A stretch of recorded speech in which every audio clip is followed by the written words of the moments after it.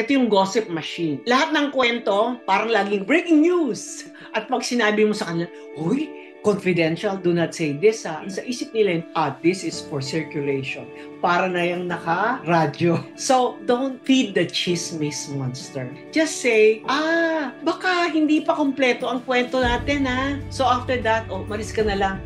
Your silence is stronger than dun sa headline. And there's one thing that will keep your peace. Ang tawag ko doon, compartmentalize. When you say compartmentalize, what you do is, kung ito lang ang sinabi niya, hanggang dyan lang yan, huwag mo na iparating dito, ito na lang yan. So, for you to keep your peace, you should learn how to compartmentalize.